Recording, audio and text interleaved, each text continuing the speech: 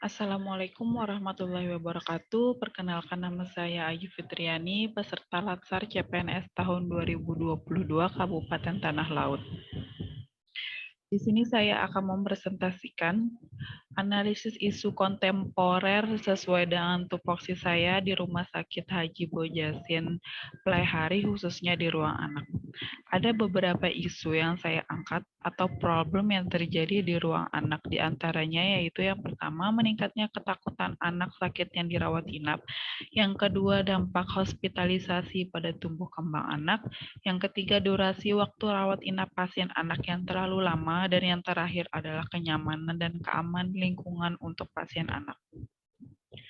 Dari beberapa isu yang muncul di ruang anak tersebut, kemudian dianalisis menggunakan teknik analisa. Yang pertama yaitu teknik APKL, yang kedua USG, yang ketiga dengan menggunakan metode fishbone diagram, dan yang terakhir menggunakan analisa SWOT. Yang pertama yaitu menggunakan teknik analisa APKL, di mana indikatornya adalah aktual, problem, layak, dan kelayakan. Masing-masing indikator akan mempunyai nilai yang dimana nilai akumulasinya tersebut akan menjadi prioritas utama dari isu-isu yang ada. Dan hasil analisa saya akan memprioritaskan isu yang pertama, yaitu meningkatnya ketakutan anak sakit yang dirawat inap. Kenapa? Karena isu tersebut adalah aktual dan benar-benar terjadi. Masalahnya akan problematik dan harus dicari segera solusinya untuk menurunkan tingkat ketakutan anak tersebut. Khalayak atau keterlibatan beberapa pihak, bukan hanya anak itu sendiri, namun juga tenaga kesehatan, termasuk dokter, perawat, gizi, dan lain sebagainya. Kemudian kelayakan, yang pasti isu ini adalah layak untuk segera dicarikan problem solvingnya.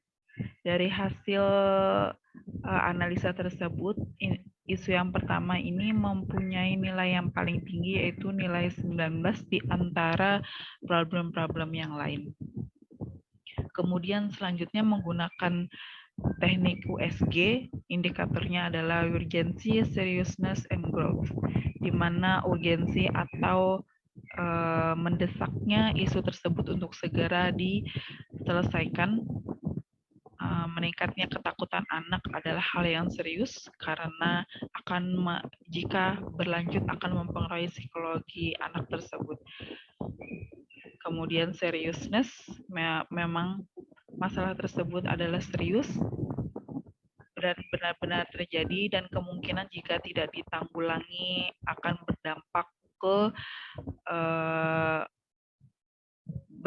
lebih lanjut terhadap anak itu sendiri dan keefektifan pemberian perawatan kepada anak, yang menyebabkan trauma pada anak dan berdampak pada lamanya waktu rawat inap terhadap anak tersebut. Dengan menggunakan metode USG tersebut, jumlah dari nilainya adalah 14, yang mana adalah tertinggi di antara semuanya. Dari kedua teknik analisa tersebut, yang menjadi prioritas utama masalah untuk diselesaikan yaitu meningkatnya ketakutan anak sakit yang dirawat inap.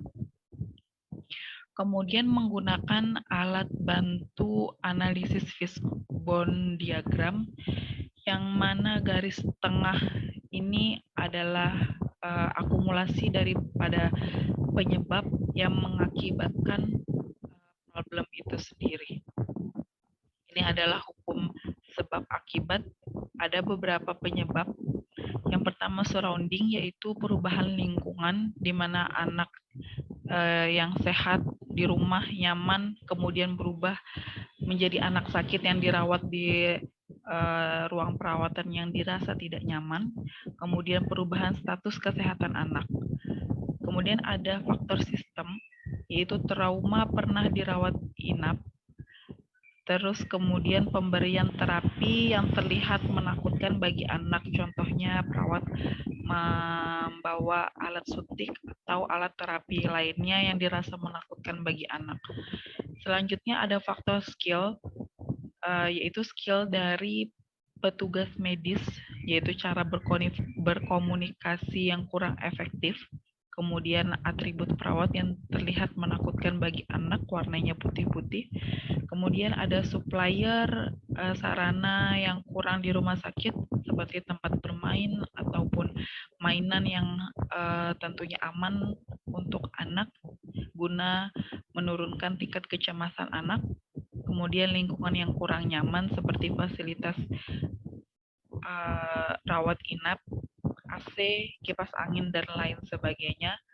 Dari beberapa faktor tersebut akan menyebabkan masalah, yaitu anak memiliki ketakutan ketika dirawat inap.